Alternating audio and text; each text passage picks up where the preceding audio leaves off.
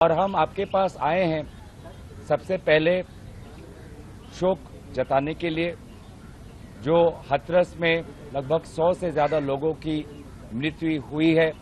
हम उनके परिवारों के प्रति, उनके सज्जनों के प्रति अपनी संवेदना जताते हैं और आशा करते हैं कि जो घायल है वो जल्द से जल्द उनका इलाज हो, वो स्वस्थ हो और हम सभी इस वक्त यूपी और हाथरस के लोगों के साथ उनके दुख के घड़ी में उनके साथ खड़े हैं। साथ ही दोस्तों, मैं ये भी कहना चाहूँगा कि कल हमने एक बहुत दुखद नज़ारा सदन के अंदर देखा।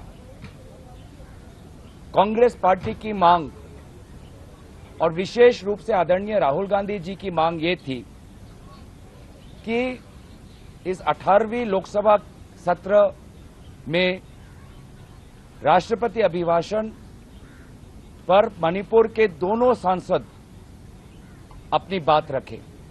और ये बार बार राहुल गांधी जी हमको कह रहे थे कि दोनों सांसदों को अपनी अपनी बातों रखने का अवसर मिलना चाहिए, क्योंकि राहुल गांधी जी स्वयं मणिपुर गए हैं।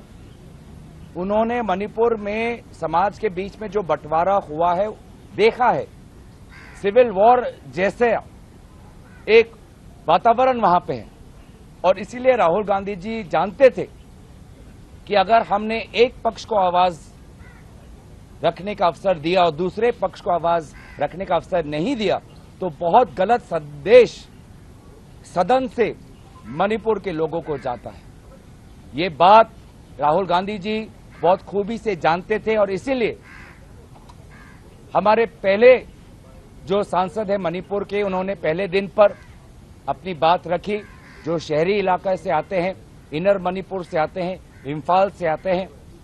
और कल हम चाहते थे जो हमारी पहाड़ी क्षेत्र जो है मणिपुर का, आउटर मणिपुर के जो सांसद है अल्फ्रेड, वो अपनी बात रखे। लेकिन अफसोस कि जहां पर हमारी संवेदना मणिपुर के साथ है, प्रधानमंत्री मोदी जी अपने सामने मणिपुर की व्यथा नहीं सुनना चाहते थे। हमारी मांग स्पष्ट थी कि हमें पता है कि प्रधानमंत्री मोदी जी को 4 बजे आना है, उनको अपना भाषण देना है। हमारी मांग इतना ही था कि आप बस 2 मिनट आप हमारे मणिपुर के सांसद को अपनी व्यथा, अपना पक्ष और मणिपुर में शांति और अमन की एक याचना व्यक्त करने का एक अवसर दे।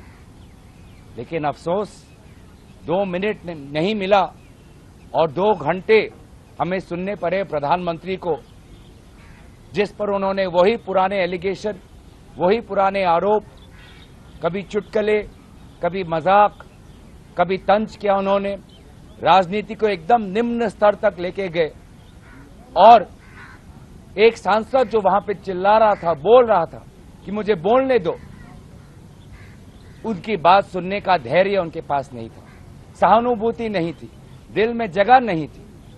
और इसीलिए उस क्षण में हमारे उत्तर पूर्वांचल के सांसद, आपने देखा होगा कि उत्तर पूर्वांचल के सभी सांसद हम वेल में आ गए।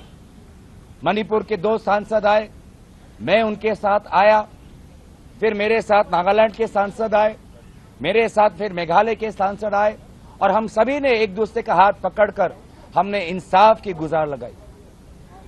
हमने इंसाफ की गुजारिश की, न्याय की गुजारिश की।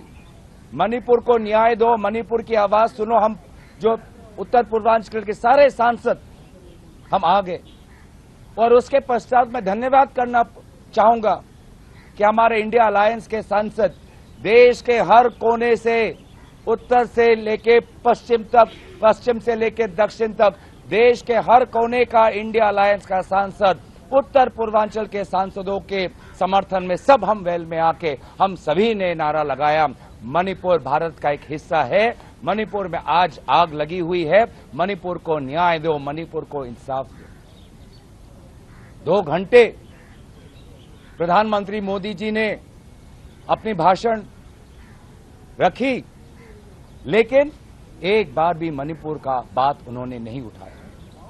अंत में बस उतना ही कहा कि अगर आपको समय नहीं मिला तो आपको पार्टी को पूछना चाहिए। हम पार्टी से क्यों पूछे, हम उनसे क्यों नहीं पूछे? क्या यह प्रधानमंत्री मोदी जी का बड़प्पन नहीं होता कि अगर वो बैठ जाते, अगर वो एक विरोधी सांसद को पानी का ग्लास दे सकते हैं तो एक विरोधी सांसद जो मणिपुर से आता है उसकी 2 मिनट की बात सुनने का धैर्य क्यों नहीं है उनके पास? बैठ जाते।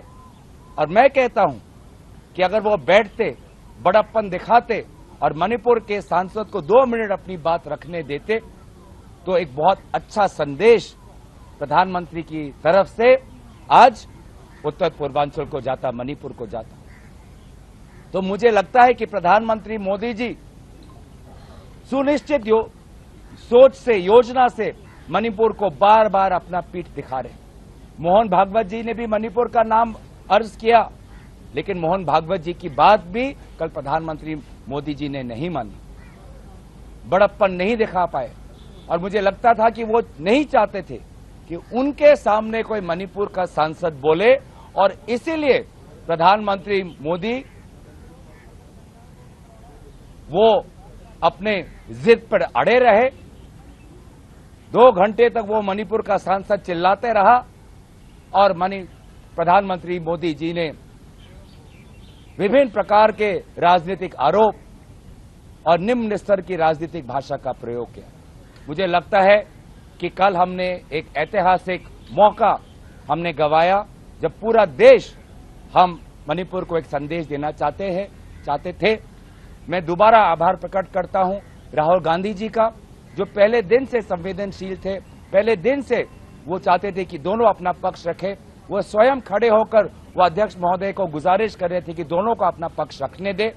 और फिर मैं उत्तर पूर्वांचल के सांसदों को जो सब पहले वेल में आए और उसके पश्चात जो हमारे देश के सांसद जो आए और मणिपुर का हमने साथ दिया, मैं सबका आभार प्रकट करता हूं, क्योंकि हमने इंडिया अलायंस ने हमने एक संदेश दिया कि मणिपुर भारत का अंग है और मणिपुर में जो अत्याचार हुआ है महिलाओं पर, युवाओं पर, छात्रों पर, बुजुर्गों पर, वो उन अत्याचारों को हम भूले नहीं है और उनके हक की लड़ाई हम लड़ते रहेंगे। मैं बस इतना ही बात कहना चाहता था कि प्रधानमंत्री मोदी जी ने कल बहुत ही एक निष्ठुर व्यवहार मणिपुर के प्रति दिखाया और बहुत अपने जिद पर अड़े रहे, जिसके कारण एक ऐसा वातावरण हुआ।